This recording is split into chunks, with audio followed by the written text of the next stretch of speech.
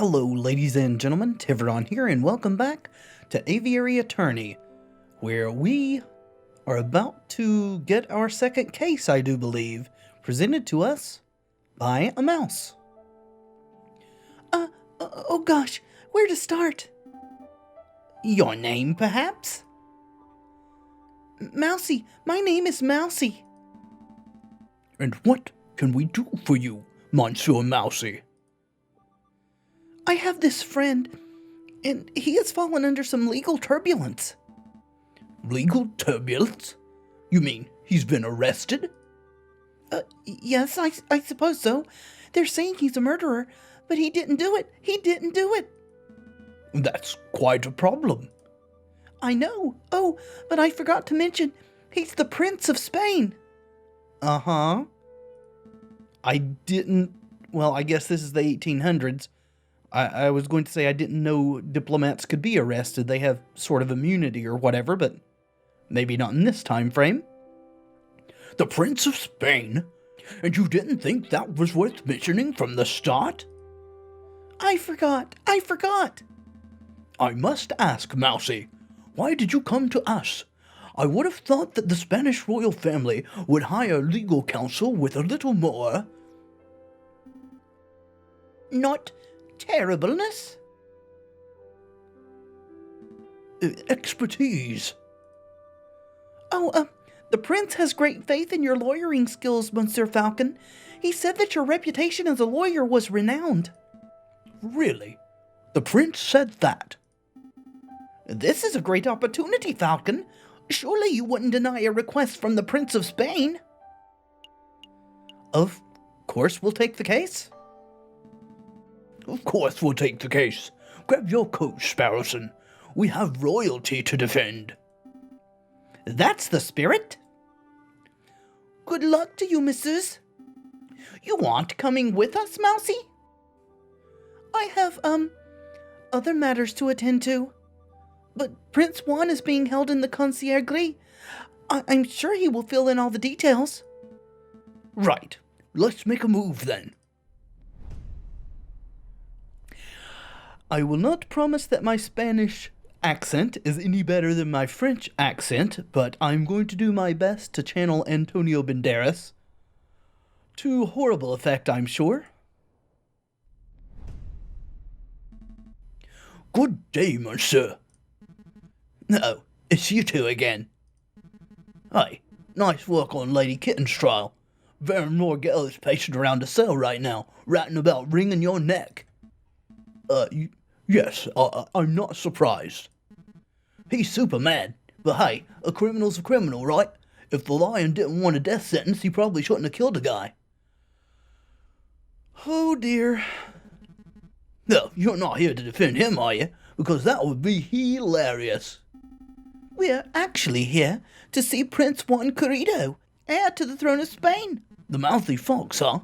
That guy's driving me nuts with his signors and his flamboyant attitude. I say the sooner he hangs, the better. Good thing you're not the judge, I suppose.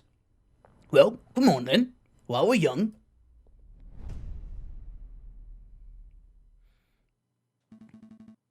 The Prince of Spain, I presume.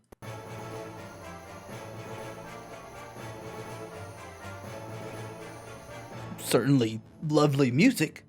Indeed. I am Juan Querido, heir to the throne of España.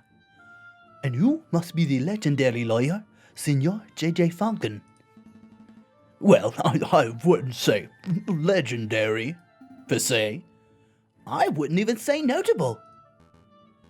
Such humility. I would expect nothing less from renowned individuals such as yourselves. But let us get down to business. I trust that my compañero Mousy explained the situation. He told us you have been accused of murder, but we need some further details before we can start our investigation. Like, do you profess to be innocent? Oh, of course. What is it that you would want to know? Tell us about the murder. To be honest, Prince Juan, I'm a little confused as how a member of royalty could get into so much trouble. Could you walk us through your activities on the day of the murder? Of course. Let me see where to begin. It was the cold and misty morning of the 6th of January.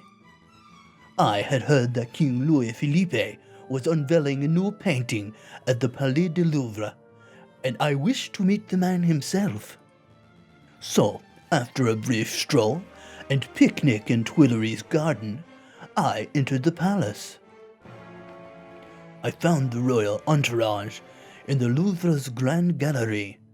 When I saw an opportunity, I presented a humble gift to the king. A rose, an international symbol of passion and virtue. How romantic!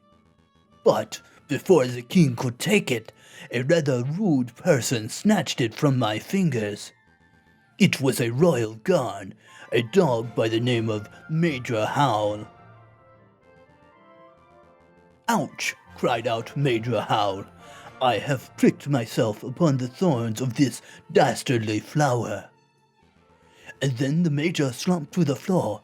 His face turned blue, his mouth frothed, and he died. He died straight away, after being pricked. Straight away, senor. It's obvious that the pricked finger was the cause of death, but I don't know of any poison that acts so fast. Nor do I, Senor Falcon. But clearly the police felt that the poison upon the rose's thorns was the only logical explanation.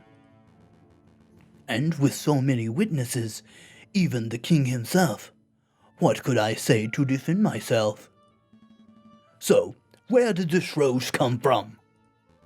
I acquired it from a beautiful Parisian flower seller at Les Halles Markets, a girl by the name of Catherine Marie Signy. Signy?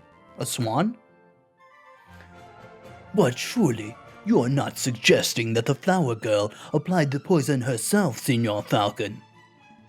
Well, I'm not making any accusations yet. I'm just planning to explore every line of inquiry. Poison rose has been added.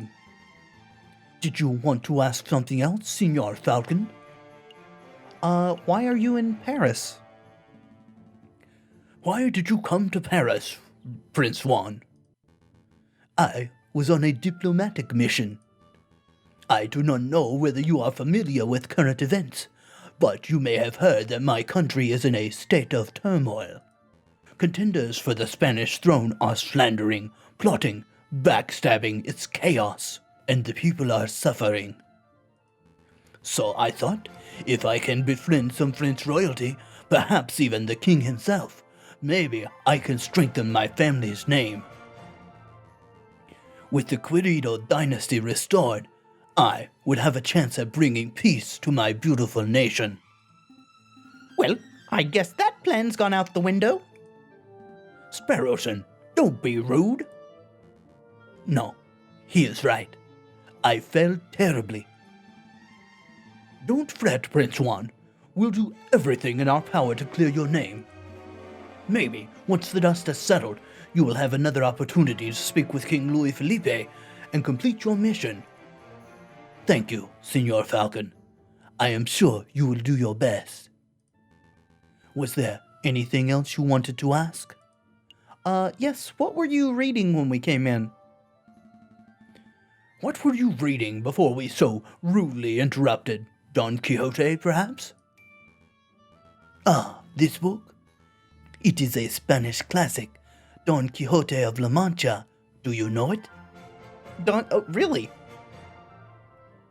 Well, that was a lucky guess. I've never read it myself, though I know the general gist of it, so sure, we've read it. I've read it. It's a strange story. I don't know whether I'm supposed to be laughing or crying over the hero's misadventures. Indeed, it's easy to read the book as a comedy, but when I look around, I can't help but see all the people who think themselves as knights. I have no idea what you two are prattling on about. Not a book lover, Signor Sparrowson? I dabble. It's just most of my reading material tends to be on the lighter side. Nice and pulpy. I see. Well, how about this, Signor Sparrowson? I will lend you this book. Maybe you'll have a chance to read it, and then you will be able to join in our conversation. Thank you. I'll keep it in my bathroom. For toilet reading material, of course. Okay. That seems rather insulting, but sure. Was there anything else you wanted to know? No, I think that's everything. Thank you. What's the plan, Big Bird? Don't call me Big Bird, Sparrowson. Well, we have 2 lines of inquiry. We should head to the scene of the crime, the Palais du Louvre, and see if we can find any clues or witnesses. And we should interview the flower girl in Le Haas Market to see if she has anything to say about this alleged poisoned rose. 2 tasks spread over for 6 days. This almost sounds too easy. I doubt that very much, considering how the first case went. Let's not get complacent. Good luck, senors. Wait a minute, Falcon. What is it? Did something seem off about Prince Juan to you?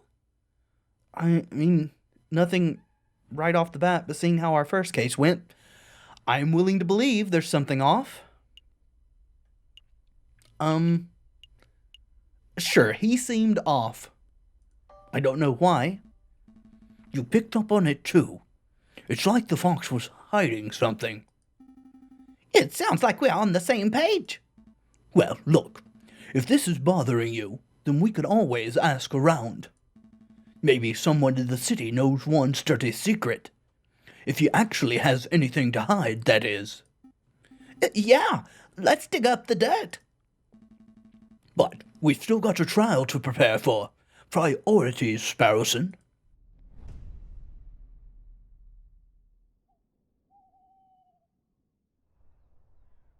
Alright, so 6 days. We've got 5 different locations, 3 of which are going to take all day to deal with, so we should probably start with the ones that are going to take a full day, and then go from there. So, let's go see if we can find... No, we should look at the scene of the crime first, shouldn't we? Yes, of course. Falcon and Sparrowson make their way to the Place du Carrousel, the courtyard just north of the Louvre's Grande Galerie. That's the Arc de Triomphe over there, right? I swear it's smaller than how I remember it. That's the Arc de Triomphe du Carrousel, you doofus. The big Arc de Triomphe is up the road. What? No way. Why are there 2? Because when a man like Napoleon invades half of Europe, he gets to build as many triumphal arches as he damn well pleases.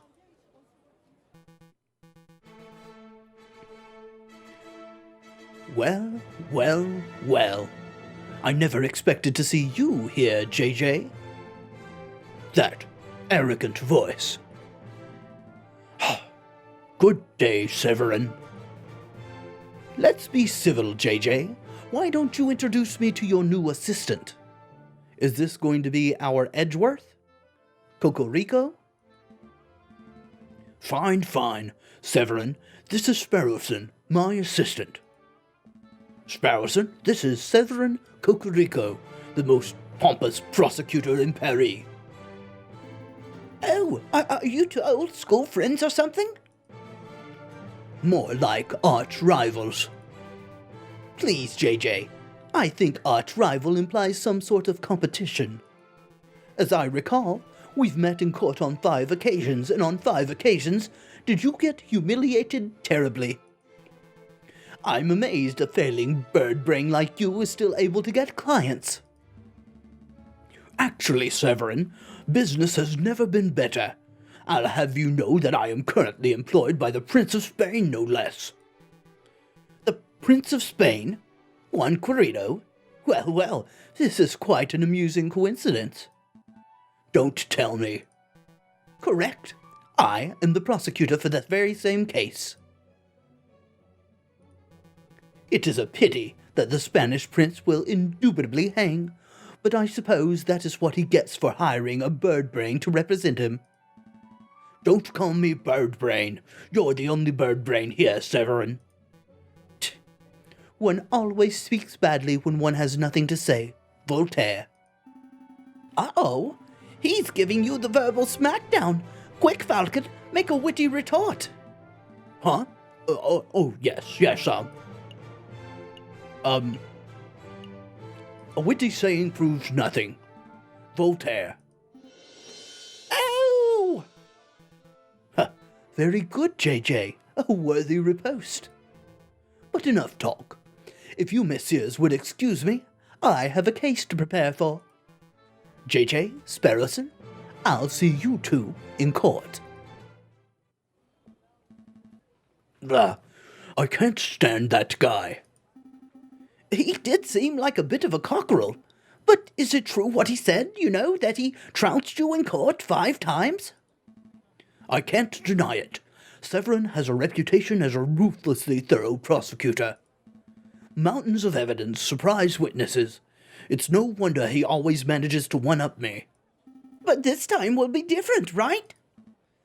I hope so. I know so, for you see, I stole this annotated map of the Louvre out of Cocorico's pocket when he was busy rattling off Voltaire quotes. Sparrowson, that's pretty impressive. Actually, I swear you were standing 3 meters away the whole time. You tall birds are so busy with your heads in the clouds that you don't ever notice us small folk running around your feet. Pitching Cocorico's pocket was like taking candy from a very tall baby. Let's take a closer look. See what he knows that we should know. I see. This map shows the entire Louvre area, everything from Tuileries to the Rue de Louvre. Most convenient. We're currently standing here, in the Place du Carrousel. And those pinned-in arrows seems to show the route taken by the king's entourage, which means the king first went here, through the Salle de Tibre, and then here, into the Grande Galerie, where the murder occurred. Didn't Prince Juan say that he spent the morning in the Tuileries gardens? That's right. So that means that Prince Juan approached the Louvre from the west side, somewhere over here. Sounds like we have a lot of places to visit. Where should we go first? Well, let's go where he was, in the garden. Oh, hello, photographer. Our feather-headed friends wander through the immaculately maintained Tuileries Gardens. Nothing seems out of the ordinary until they spot a familiar face, picking up litter by a tree line. Hey, Falcon, doesn't the groundskeeper over there look familiar? Yes. Now that I'm looking at him, he does look a lot like that photographer. What's his name? Robito Rubino. Robito Robino. Did someone call me? Oh, it's you. The lawyers who don't appreciate a masterful photograph when they see it. It's good to see that you gave up your artsy dreams to pursue the more grounded career of groundskeeping. Hey, I'm not doing this willingly. I was given community service for committing perjury. Can you believe that? They gave me, an esteemed photographer, community service. Me. Yeah, I can believe that. Perjury's somewhat serious. You should be thankful that you got off without jail time.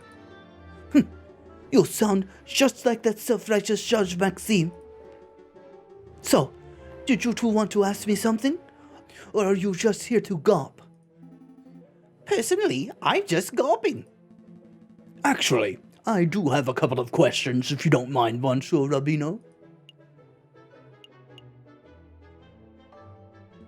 I don't suppose you bumped into a Spanish fox who goes by the name of Prince Juan, do you? Or have you? A Spanish fox? No, I've never met anyone like that. If this is about that assassination attempt on the king, then you're asking the wrong person. I only started working here today. I see. Was there anything else you wanted? How's the groundskeeping going? Terrible. Tourists are pigs. Sometimes literally. Look at all this rubbish I found. Beer bottles, tin cans, apple cores, Baltimores. And look what I picked up by the west entrance. A book page. Is that a page from Don Quixote? A whole book I could understand. But a single page? What kind of blithering moron just loses one page?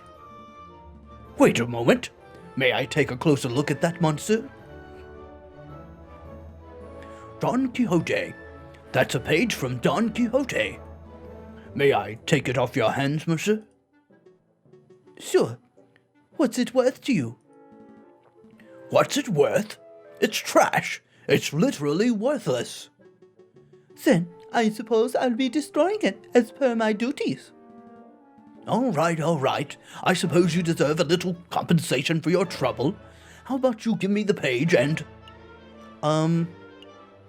I'll speak with Judge Maxime. I'll put in a good word, and might be able to get your sentence reduced. Really? You'll do that for me? Thank you, monsieur. I would really appreciate that. Here, take the page. Page 44. We should look at our evidence that we have so far, shouldn't we? Okay, on close examination, page 44 seems to be missing. Well, here's page 44. Anything about it? No? So this is just about the rose, coated in poison. Alrighty. Did you want to ask something else? No, that's all, thank you. You were a lot more helpful than I would have given you credit for. That's all. We'll let you get back to your work, Monsieur Radino. Alright, well, let's go to, Salle du Tibre. So, this is the Salle du Tibre. If I understand Cocorico's notes correctly, this is the room the king and his entourage stopped in before heading to the Grande Galerie. This room doesn't seem to be very popular. I don't see anybody around to interrogate. Interview? Right, interview. Well, since it's quiet, maybe we should take the opportunity to do a little snooping. What would be the point? Surely all the interesting evidence would be in the Grande Galerie, where the murder took place.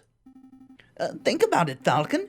The police would already have gone over the Grande Galerie with a fine-tooth comb.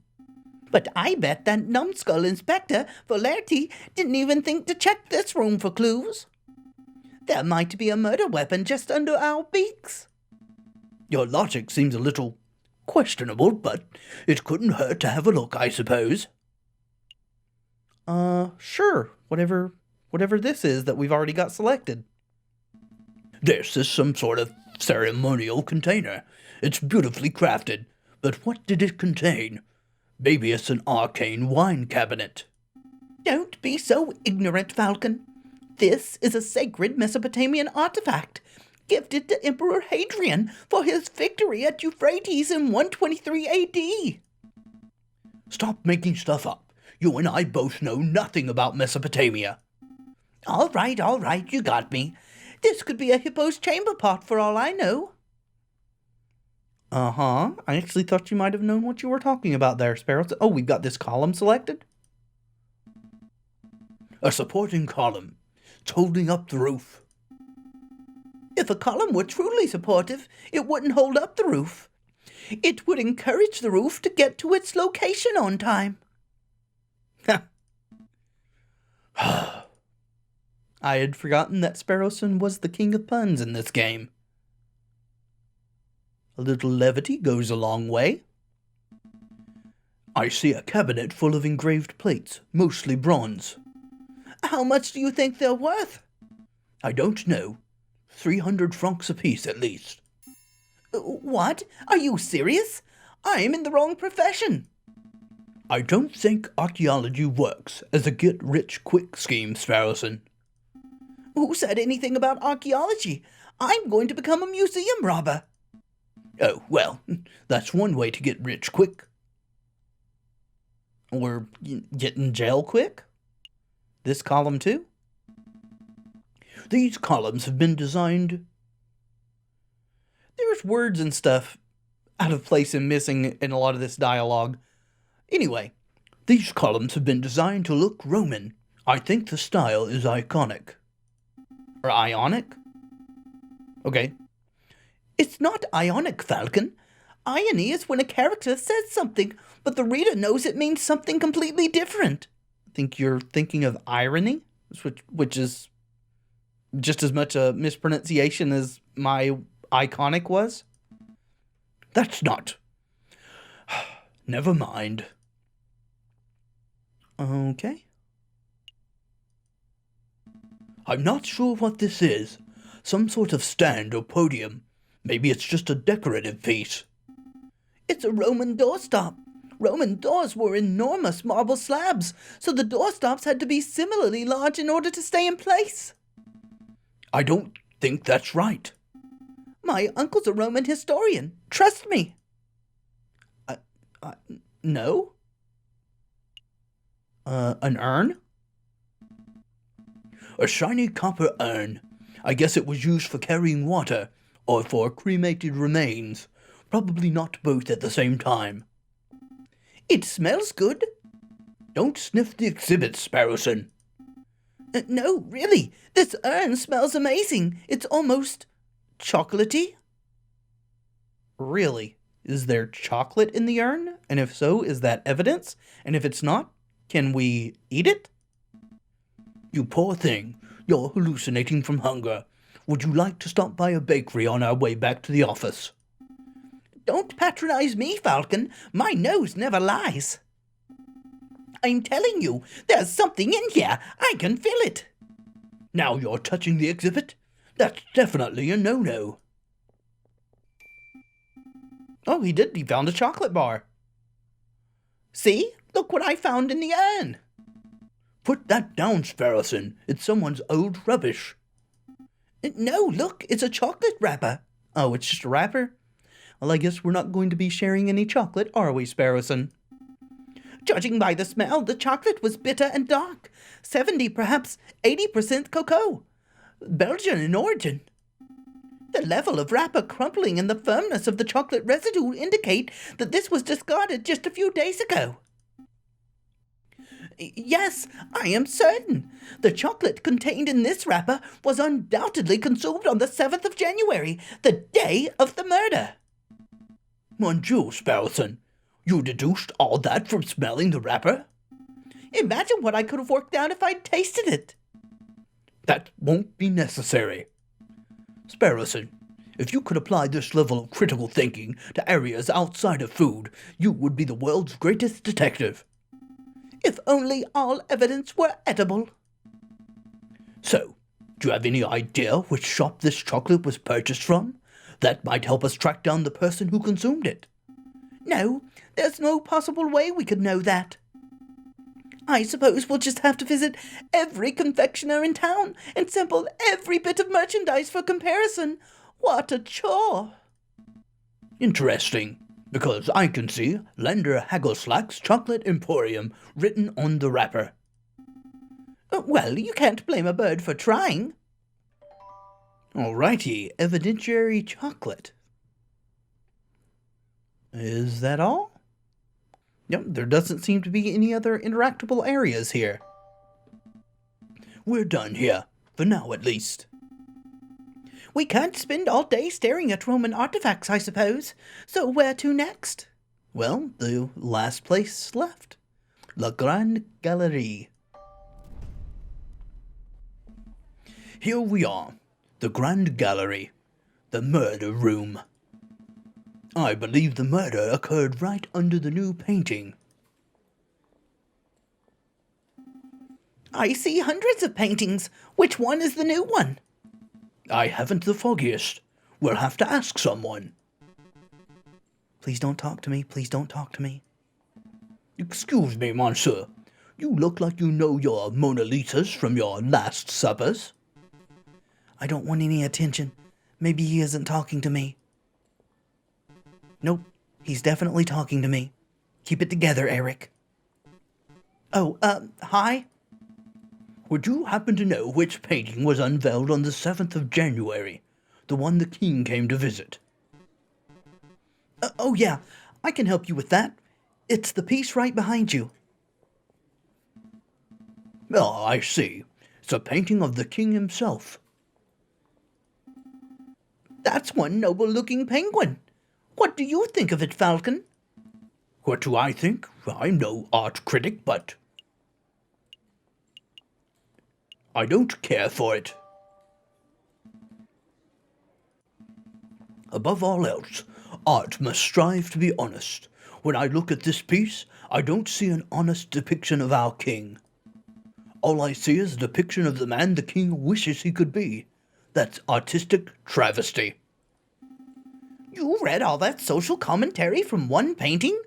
That's pretty impressive, considering it's just a penguin in fancy dress. I'm getting the impression that you messieurs aren't regulars at art galleries. No, we're a right pair of Philistines. Speak for yourself, Falcon. I've never even been to the Middle East. Then I guess you're here to investigate the king's assassination attempt. That's right. We were actually hoping we could ask you a couple of questions about what you saw. Oh, I wasn't even in Paris when the murder took place. I didn't see anything. But, I have a friend who might be able to help you out. Another fox? What's this? R&M Associates, the home of Reynard Vulpes, private investigator. Thank you, but I don't normally deal with these gray area of the law types. No, not at all. We just steal everything ourselves, don't we? No, please give the guy a chance. He helped me out of a bind before, and I'm sure he can do the same for you.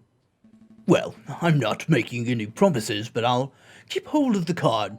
We appreciate the help in any case. It's no trouble. All right, a business card. Private investigator. So we don't actually gain any more information about these things by coming in here. We can't look at them more closely or anything. Thank you for your time, monsieur. Is there anything else we can do here? Well, ideally we would turn the whole Grand Gallery upside down in our hunt for evidence. But that's not possible with so many people around.